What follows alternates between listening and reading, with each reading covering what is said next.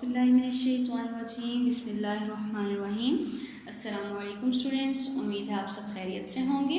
Students, chapter number 3 का हमने मुताला किया।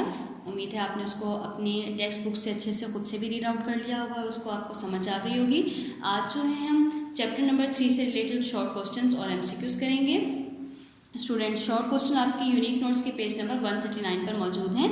अपना पेज नंबर 139 ओपन करें। सवालात और उनके मुख्तसर जवाबात। सवाल नंबर 1 देखिएगा, इल्म के माना और उसका मफहूम बयान करें।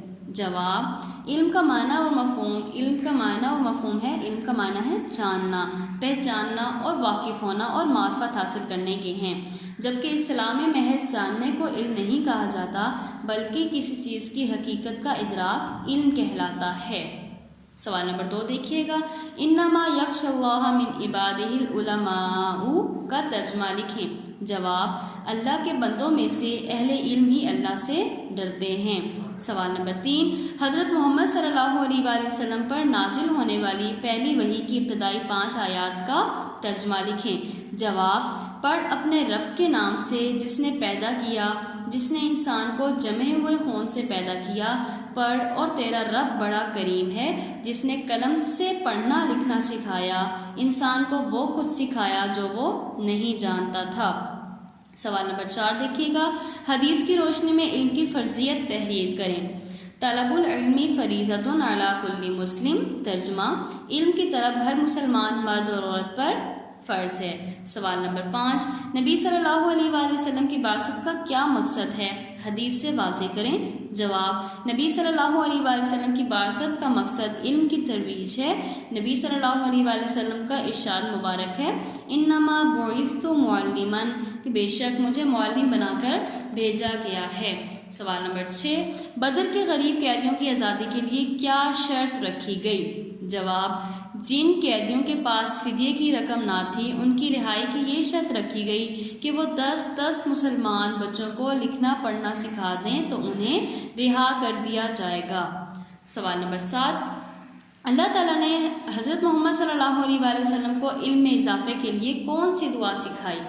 जवाब, अल्लाह ताला ने हज़रत मोहम्मद सल्लल्लाहु अलैहि वसल्लम को इल्म में इजाफे के लिए ये दुआ सिखाई, रब्बी ज़िदनी इल्मा, ए परवरदिगार मेरे इल्म में इजाफा फरमा। सवाल नंबर 8 देखिएगा, नबी सल्लल्लाहु अलैहि वसल्लम ने जन्नत की फुलवारियाँ किसे करार दिया। जवाब, नबी सल्लल्लाहु अलैहि वसल्लम ने जन्नत की फुलवारियाँ इल्म की मजलिसों को करार दिया है। सवाल नंबर 9, इन्नमा बुइस्तु मुअल्लिमन का तर्जमा करें। जवाब, तर्जमा, बेशक मुझे मुअल्लिम बनाकर भेजा गया है। सवाल नंबर 10, इंसान अपने फ़राइज़ को किस तरह पहचान सकता है। जवाब, इंसान इल्म की जुस्तजू के ज़रिए से अपने फ़राइज़ को पहचान सकता है। इल्म उसे अच्छाई और बुराई में तमीज़ सिखाती है और आखिरत में कामयाबी का ज़रिया भी बनता है। इसलिए रसूल सल्लल्लाहु अलैहि वसल्लम ने हर मुसलमान मर्द औरत के लिए हसूल इल्म फ़र्ज़ करार दिया है। सवाल नंबर 11 देखिएगा, कुरान मजीद की रूह से ज़्यादा तकवे वाले कौन लोग हैं। या क्वेश्चन इस तरह से हो सकता है कि कुरान के मुताबिक अल्लाह से डरने वाले लोग कौन हैं। जवाब, कुरान मजीद की रूह से ज़्यादा तकवे वाले लोग अहले इल्म हैं। अल्लाह ताला का इरशाद है, तर्जमा, बेशक अल्लाह के बंदों में से अहले इल्म ही अल्लाह से ज़्यादा डरते हैं। सवाल नंबर 12 देखिएगा, नबी सल्लल्लाहु अलैहि वसल्लम ने इल्म का असल हकदार किसे करार दिया है। जवाब, नबी सल्लल्लाहु अलैहि वसल्लम ने इरशाद फरमाया, इल्म और हिकमत में मोमिन की मताए गुंगश्ता है, जहाँ से भी इसे मैसर हो इसे हासिल करने की कोशिश करे। ठीक है, वही उसका सबसे ज़्यादा हकदार है। अब मताए गुंगश्ता किसे कहते हैं, यानी गुमशुदा माल और दौलत। सवाल नंबर 13 देखिएगा, इंसान को बाकी मखलूक़ात पर फजीलत क्यों हासिल है। यह सवाल इस तरह से हो सकता है कि फ़रिश्तों ने आदम अलैहिस्सलाम को सजदा क्यों किया।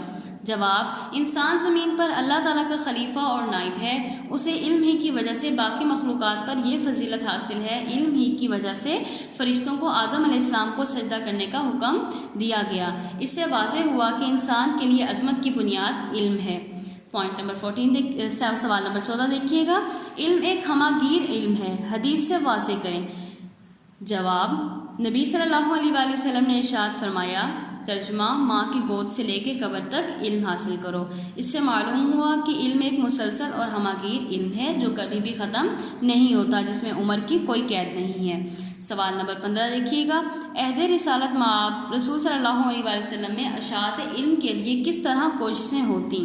جواب، نبی صلی اللہ علیہ وآلہ وسلم نے علم کی ترویج کے بارے میں فرمایا، ترجمہ مجھ سے ایک آیت بھی سنو تو اسے آگے پہنچا دو، یعنی اس کی تبلیغ کرو. حجت الوداع کے موقع پر ارشاد فرمایا، ترجمہ جو حاضر ہے وہ اس تک میری تعلیم پہنچا دے جو یہاں حاضر نہیں. علم کی اشاعت کے سلسلے میں رسول صلی اللہ علیہ وآلہ وسلم کی کوششوں کا اس بات سے بھی اندازہ لگایا جا سکتا ہے کہ غزوہ بدر کے بعد جو کافر قیدی آزاد ہونے کے لیے فدیہ نہ دے سکے، ان سے آپ صلی اللہ علیہ وآلہ وسلم نے فرمایا کہ وہ 10 مسلمان بچوں کو پڑھنا لکھنا سکھا دیں تو انہیں آزاد کر دیا جائے گا. اس سے بھی معلوم ہوتا ہے کہ رسول صلی اللہ علیہ وآلہ وسلم کے زمانے میں بھی علم کی اشاعت کس قدر اہمیت کے حامل تھی کہ آپ نے غزوہ بدر کے وہ قیدی جو غریب تھے اور فدیہ دے کر آزادی حاصل نہیں کر سکتے تھے، ان کے ذمہ آپ نے لگا دیا کہ وہ ایک قیدی ہر 10 بچے کو جب تک پڑھنا لکھنا نہیں سکھائے گا تب تک اسے آزاد نہیں کیا جائے گا. اسٹوڈینٹس، شارٹ کوشچن ہمارے کوشچن نمبر 1 سے لے کے 15 تک ہم نے پڑھے. یہ پیج نمبر 139 سے 141 تک آپ نے اس کو اچھے سے یاد کر لینا ہے. اور ایم سی کیوز جو ہیں وہ آپ کے یونیک نوٹس کے پیج نمبر 135 سے لے کے 138 تک ہیں. اس کو آپ نے خود سے ہوم ورک کے طور پہ اس کو مارک کر لینا ہے، یہ آپ کا ہوم ورک ہے. پیج نمبر 135 پہ ایم سی کیوز 1 سے لے کے 4 تک موجود ہیں، اور پیج نمبر 136 پہ ایم سی کیوز 5 سے لے کے 19 تک ہیں، اور پیج نمبر 137 پہ ایم سی کیوز 20 سے لے کے 34 تک ہیں، اور پیج نمبر 138 پر 35 سے لے کے 49 تک ہے. ٹوٹل جو ہے اس چیپٹر کے آپ کے 50 ایم سی کیوز ہیں. اس کو آپ نے یونیک نوٹس کے پیج نمبر 135 سے لے کے 139 تک 138 تک آپ نے اس کو سالو کر لینا ہے، یہ آپ کا ہوم ورک ہے. اوکے اسٹوڈنٹ، نیکسٹ لیکچر میں انشاءاللہ ہم شارٹ کوشچن نمبر 16 سے پڑھیں گے. تب تک کے لیے اسٹوڈنٹ اپنا خیال رکھیے گا. فی امان اللہ. اللہ حافظ.